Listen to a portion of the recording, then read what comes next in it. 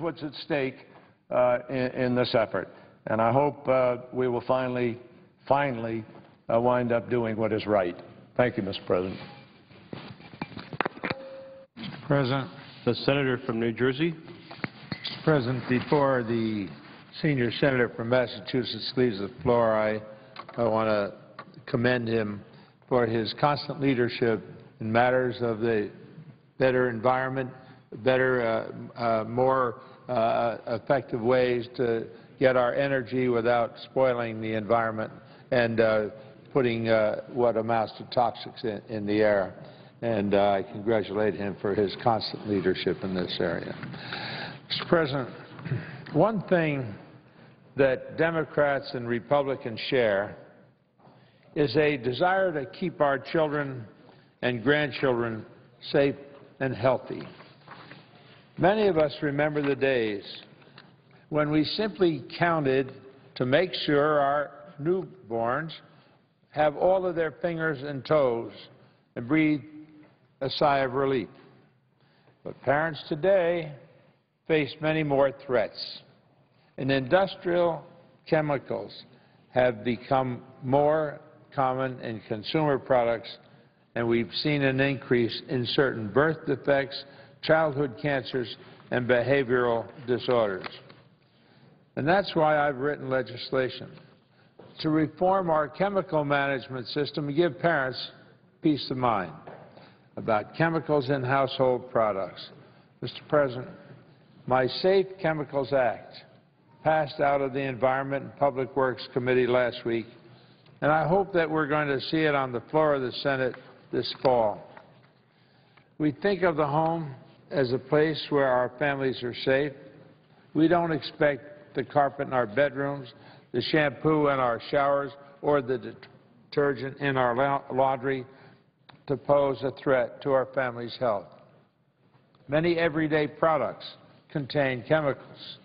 Most Americans have just assumed that those chemicals have been tested and proven safe. But, Mr. President, for the vast majority of chemicals in products in our homes, safety testing is not required. And we look at the articles that suggest what kinds of things we're talking about. Every morning, millions of Americans wake up in beds treated with chemicals. Their breakfasts are cooked on pans coated with chemicals, and their plates are cleaned with chemicals. Today, EPA lists more than 80,000 chemicals on its inventory, many of which are in regular household products, products that our children are exposed to every day. And we see a young person here, a child, getting a bottle that's made of plastic, and we don't know really what's in there. I think we can all agree that a chemical that comes into contact with a child should be tested to see if it's safe. Now, many, if not most, chemicals in products are safe, but we know that some are not. There have been too many cases of toxic chemicals showing up in our everyday lives that have horrible health effects. And we found that out only after our families have been exposed.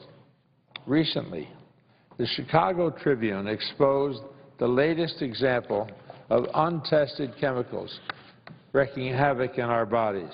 The Tribune reported that flame retardants are widespread in furniture, electronics, and other items throughout our houses, our homes. In fact, the average couch contains 2 pounds of chemical flame retardants.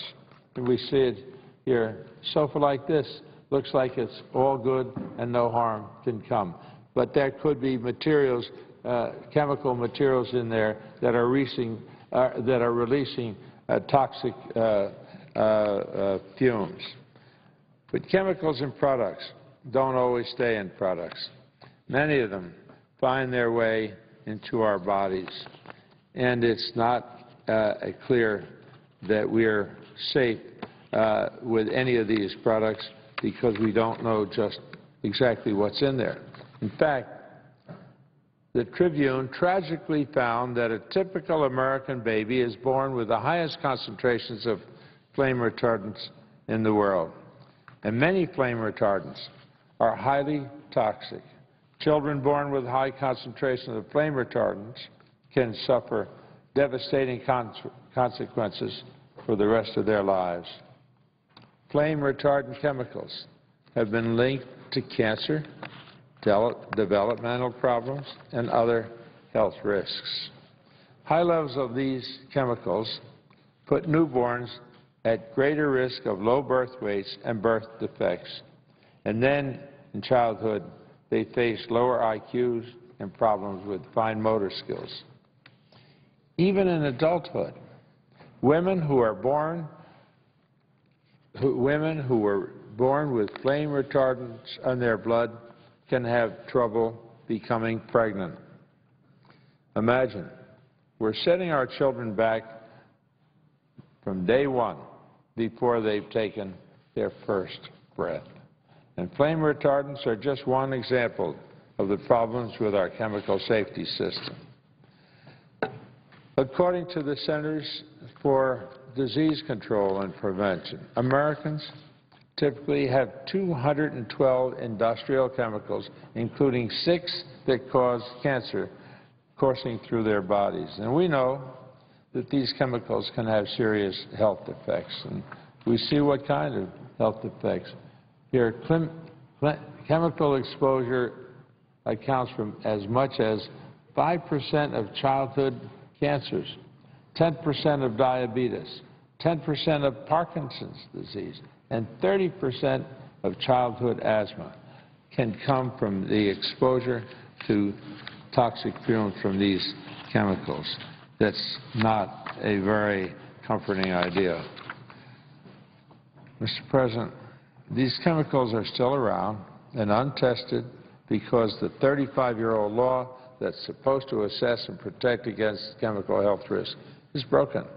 That law, called TSCA, is so severely flawed that the nonpartisan Government Accountability Office testified that it is, and here I quote, a high-risk area of the law. I want to repeat that. The law, called TSCA, is so severely flawed that the Government Accountability Office testified that it's a high-risk area of the law.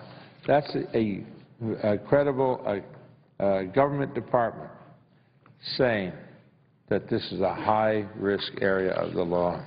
Of the more than 80,000 chemicals on EPA's inventory, TSCA has allowed testing of only around 200 chemicals and restrictions only on 5.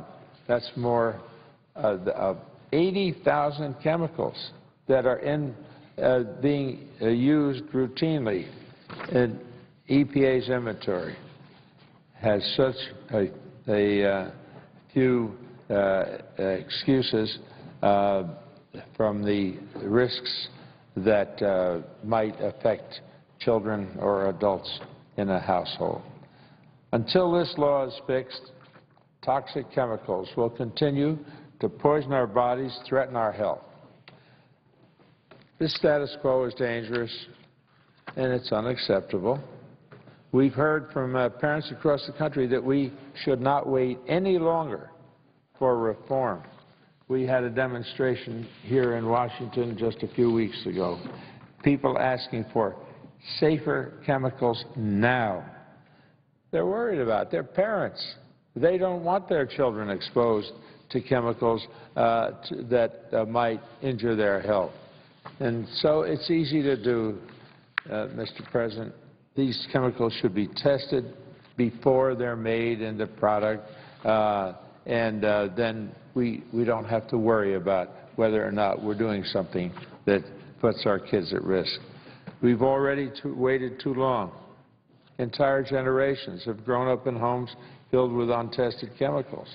Every year, more chemicals are introduced, more children get sick, and more lives are put at risk.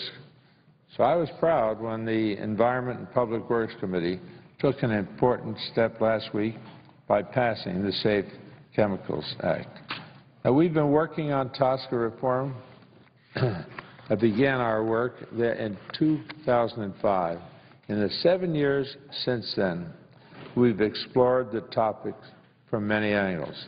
We've talked to scientists, workers, business leaders, state officials, firefighters, researchers, legal experts, and parents who are concerned about their children's health. We also heard from senators on both sides of the aisle. And throughout this process, we've listened and we've learned. The result is a common-sense bill that lays out a vision for strong but pragmatic regulation of chemicals. The bill requires the chemical manufacturers to demonstrate the safety of their products before they end up in our bodies. We already require this for pharmaceuticals and pesticides, and so there isn't any reason that we shouldn't require the same of industrial chemicals that are found in products in our bodies. The European Union, Canada, other countries require safety testing, but Americans remain unprotected, and that's not acceptable. I've received letters in support of the Safe Chemicals Act signed by more than 300 public health organizations, businesses, environmental organizations, health care providers, labor unions, and, again, concerned parents. And 24 senators have co-sponsored my Safe Chemical Act. And I believe that the full Senate should now be given the chance to vote for or against the testing of these chemicals, industrial chemicals.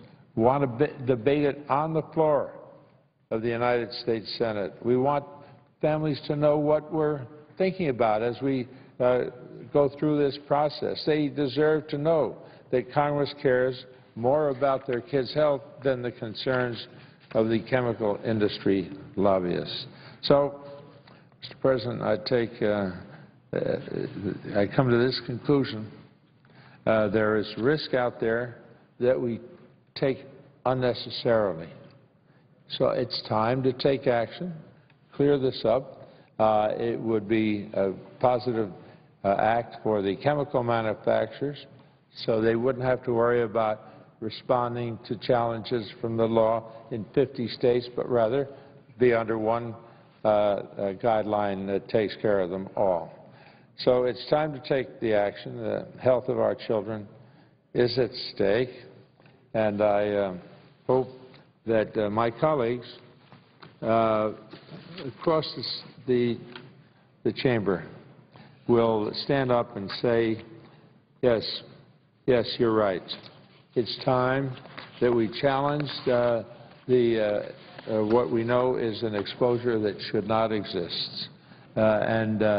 Simply done, would move the process very quickly into letting us know that everything that we have that has a chemical body to it is safe for our use.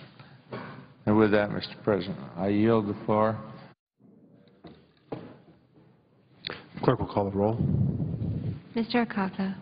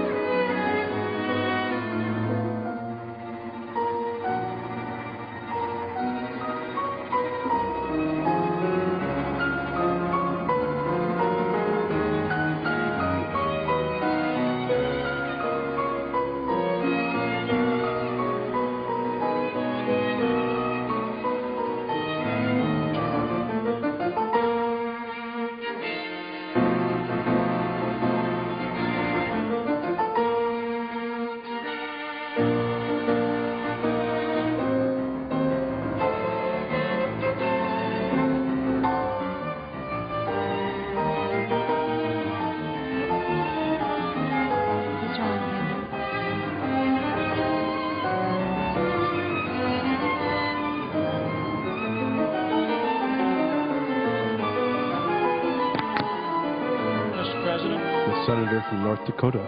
I ask that the quorum call be suspended. Without objection. Thank you, Mr. President. I rise to speak on the need for pro-growth tax reform. It's a subject that I've been here on the Senate floor speaking about repeatedly over the course of the year and certainly over the course of recent weeks. Last week, the Senate voted on several tax measures. One of the measures was a measure we offered which would continue the current tax rates for a year, giving us an opportunity to engage in pro-growth tax reform. That bill was defeated in the Senate. The other bill, a bill which I voted against, was a bill that would raise taxes on approximately 1 million small businesses in this country. In fact, that bill was passed. But the fact is that under the Constitution, any tax measure has to start in the House of Representatives. And in fact, that's what's going on today. They are voting on a measure that would extend the current tax rates for a year, giving us the opportunity to engage in pro-growth tax reform, which I feel would truly help galvanize our economy and raise revenue for our country, not through higher taxes, but in fact through growth and through more revenue from economic growth. And I believe that's exactly what we have to do, what we have to support in the Senate as well.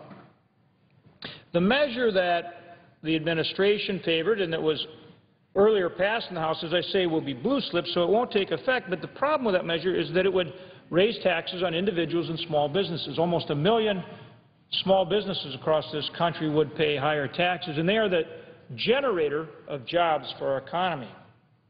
It also raises taxes on capital gains, and it raises estate tax as well.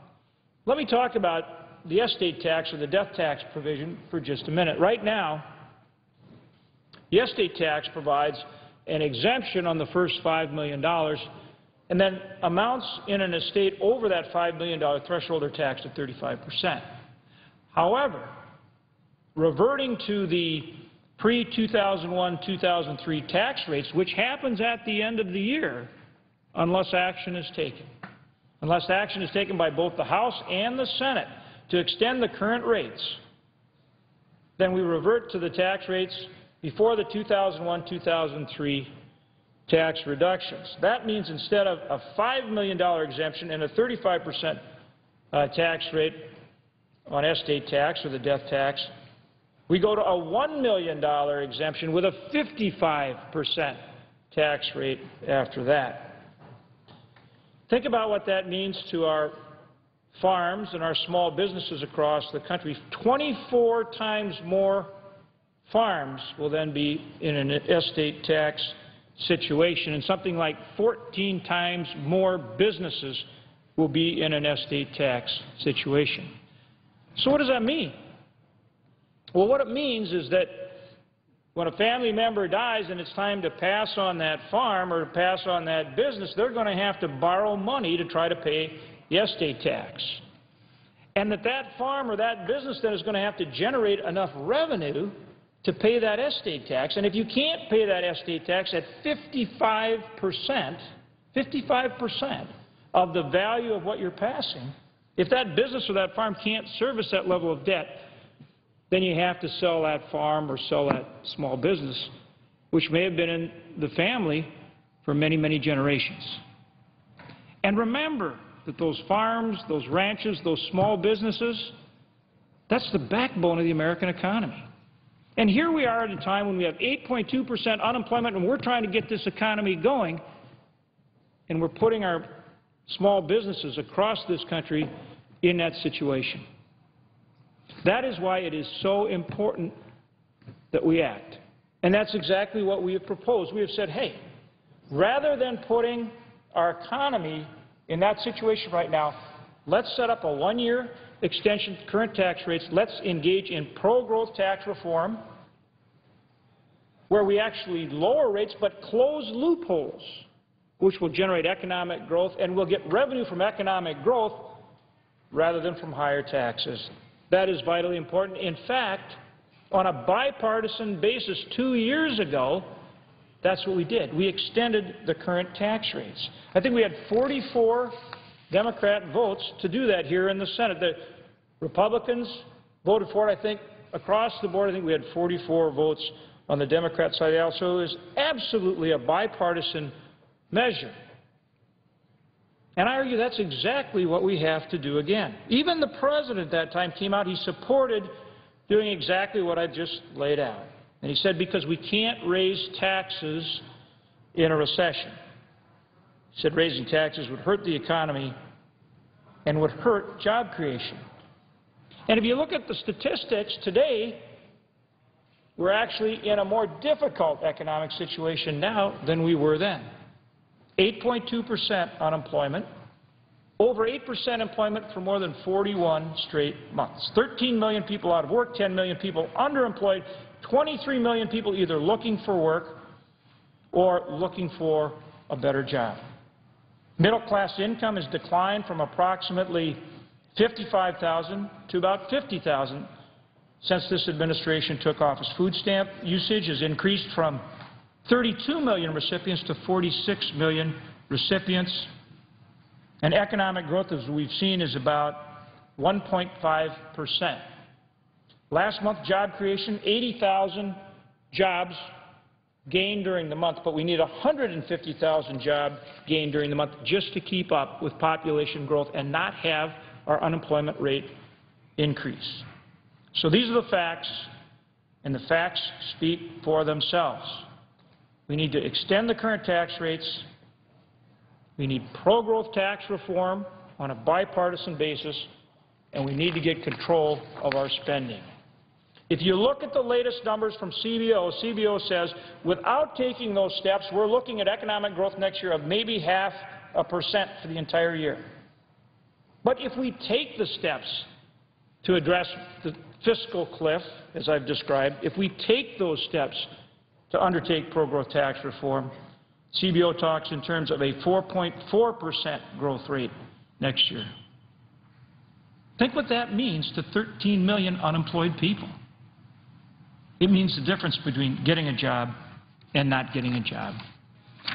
The uncertainty that our economy faces right now because of the expiration of the current tax rates at the end of the year and businesses not knowing what's going to happen is freezing investment capital on the sidelines, freezing business expansions. There is more private capital, more investment capital that is sidelined right now than ever before in the history of our country.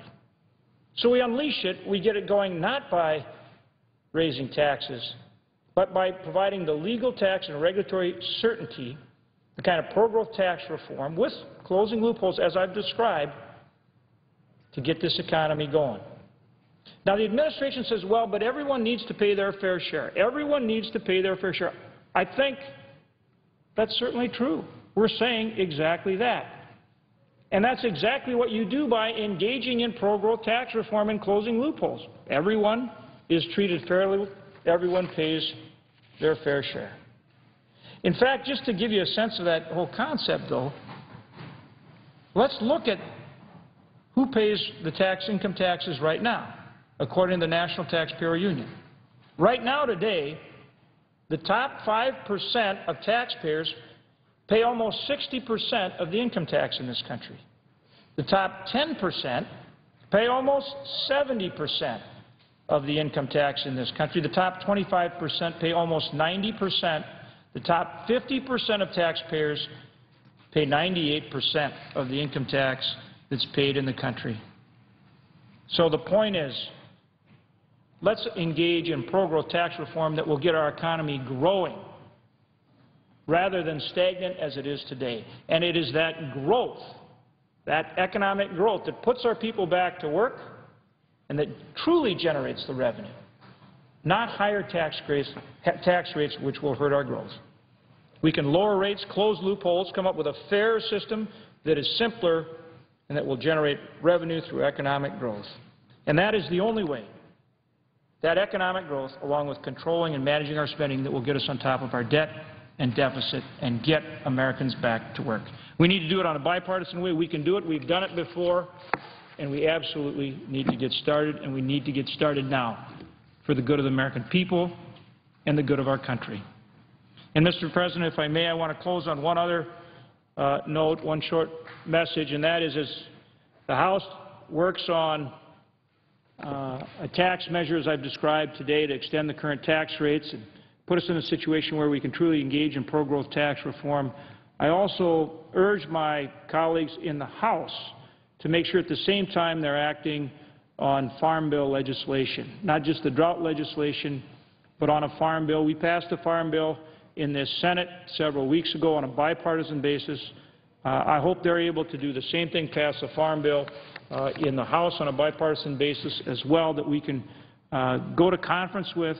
I believe the bill that we produced in the Senate and the bill that they produced in the House Ag Committee can be brought together in a conference committee, and we can pass a Farm Bill that will be cost-effective, that will save money, help reduce the deficit. The bill we passed would generate $23 billion in savings to help address the deficit. It would provide the right kind of safety net for our farmers and ranchers, and ultimately this: good farm policy benefits every single American because our farmers and ranchers produce the highest quality, lowest cost food supply in the world, which benefits every single one of us, not to mention creating a lot of great jobs throughout the country. So I call on them to act on that Farm Bill as well as engaging in the kind of pro-growth tax reform that I know will truly, truly benefit our country.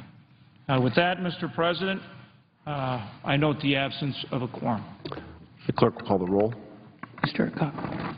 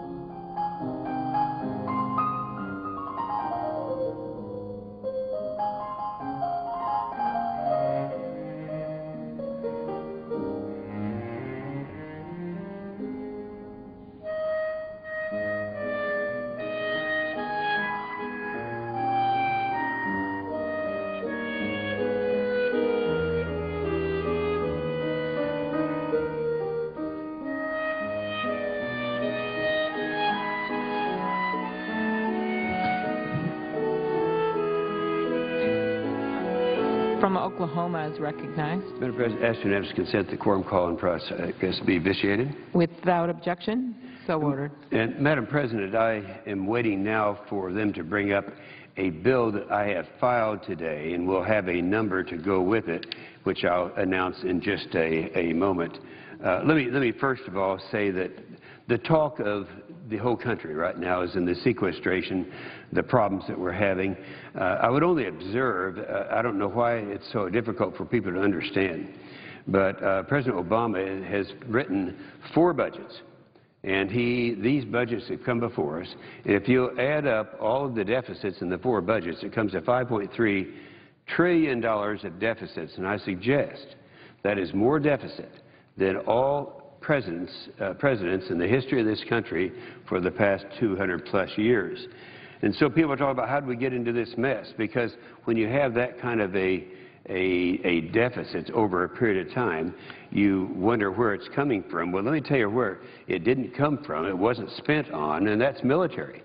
You know, I went over the first budget that President Obama had. I went over to Afghanistan so I could make sure that I could get the attention of the American people and let them know just how this disarming of America by President Obama was going.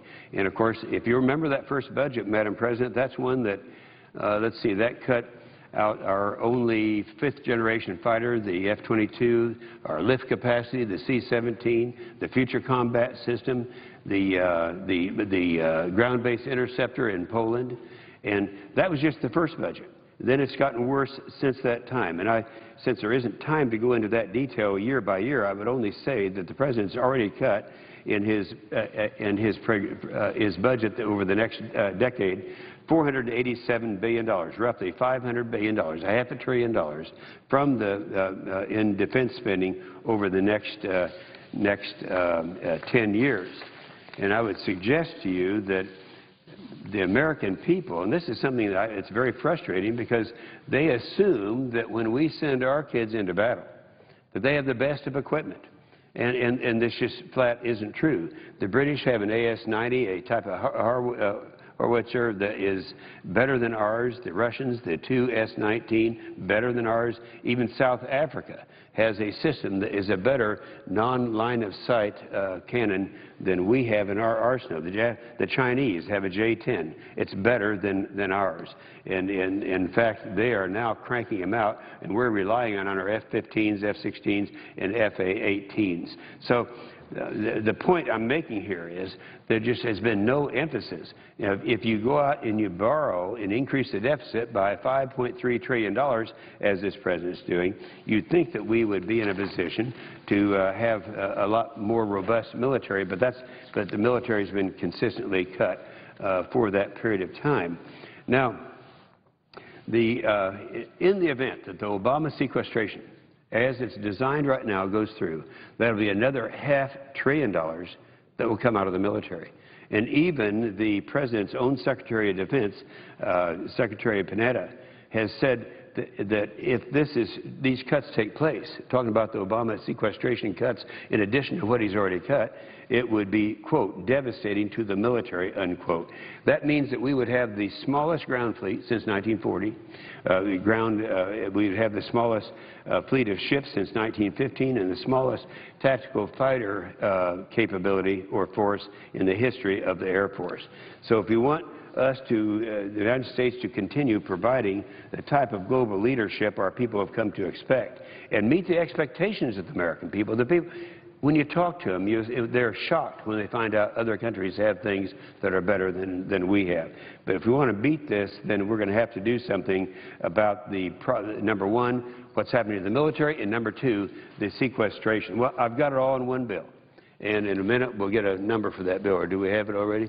And anyway, it's called the Sequestration Prevention Act of 2012. And it replaces this sequestration cuts with some smart reforms, and I'm going to run over those in just a minute to show you what they are. It repeals the sequester and replaces the $1.2 trillion and then has a lot of money left over. Let me just kind of go over what this bill would do. People keep saying, well, we can't do anything about it. We can't do anything about the the sequestration, the cuts. We had this great committee that's supposed to be out there finding $1.2 trillion over a 10-year period, and yet we had a president who was able to give us the deficits of 5 times that much over just a 4-year period. Well, what it does, first of all, to come up with this $1.2 trillion plus rebuilding the military. Now, we want to rebuild the military, in my estimation, up to 4% of GDP. For the last 100 years, prior to 1990, for 100 years, the average defense spending constituted 5.7% of GDP. That's average in times of war and times of peace. Now, it's all the way down after his sequestration to below 3%. In other words, about half of that. So what I want to do with additional funds that come from this bill that I'm introducing today is put that back into the military and bring us up to 4% of GDP. Still considerably less than we have where we've been over the last 100 years. So first thing it does, completely repeals Obamacare. It adopts the Paul Ryan's approach to block granting the Medicaid program so that states have complete control over the dollars that they use to reach their low-income populations with health care assistance. Now, together, these two changes will reduce by $1.1 trillion over 10 years. Secondly, it returns non-defense discretionary funding to the 2006 levels. When this president came in, that surged. The amount of the non-defense discretionary spending surged. Now, this would have a savings over that period of time of $952 billion. Third thing it does, it block grants the food stamp program and converts it into discretionary programs so that states have complete control over the design of their nutrition assistance programs to best meet the needs of their low-income population. This provision reverses the massive expansion that we've seen of the food stamp program under the Obama administration, which has literally doubled in size, up to 100% since he took office.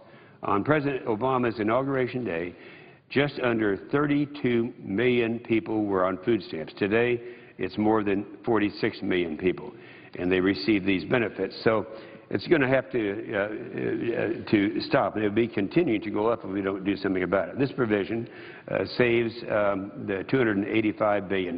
By the way, I think it's important when you look at the farm program is really a welfare program because they increase all of these provisions and call it part of the Farm Bill. But that's a different subject, and we'll talk about that later. Not today, but later. The fourth thing it does, the legislation reduces the federal workforce by 10% through attrition. Nobody out there is going to be fired. There are not going to be any cuts. In fact, it would continue to have some modest increases in payment for those who are there. But through attrition, this cut would be about $144 billion over 10 years. The bill repeals the authority, this is the fifth thing, the authority for the federal government to spend any taxpayers' dollars on climate change or global warming. This is kind of interesting because very few people know that even though they remember that every time there's been a bill on cap and trade, a cost to the American people of somewhere between $300 and $400 billion a year. I sometimes in my state of Oklahoma, people's heads start spinning when you talk about these large amounts. And so what we have done is I take the total number of families who file federal tax returns and then I apply this to them. This would be about $3,000 per family in my state of Oklahoma. And yet even the director of the EPA admits that if we did this, it would not reduce CO2 emissions worldwide. That's the director of the EPA, Lisa Jackson. And that's on the record, and I appreciate her honesty in that respect. So if we do this, right now, what people don't know, this president has spent $68.4 billion since he's been president on all this global warming stuff. Now, that's without authority because we have clearly defeated all of those bills. So he's done through regulations what he couldn't do through legislation. But nobody knows about it until now. Now they know about it. So anyway, if we stop doing that over the next 10 years, that will save an additional $83 billion. And finally, the legislation includes comprehensive medical malpractice and tort reform, that same thing that was passed by the House of Representatives, and that would be $74 billion over 10 years. All told, all savings generated would be $2.6 trillion, not $1.2 trillion, 2.6 trillion. So don't let anyone tell you you can't get there from here, because clearly you can get there from here. Now, we use the remaining amount to beef up the military to get back to our 4%, and I believe that if you were to talk to the average American, they would say, yeah, let's go ahead and do this. Why aren't we doing it now? Let me mention one other thing before I conclude, and that is we have a thing called the WARN Act, W-A-R-N. What that does is require the American people, the employers who know that because of sequestration there's going to be layoffs, that they have to give pink slips at least 60 days prior to the time that will happen. Under sequestration, if they don't adopt my act, if they do that, then that would end up those pink slips would have to be out there by the 2nd of November. Now, the President doesn't want that to happen.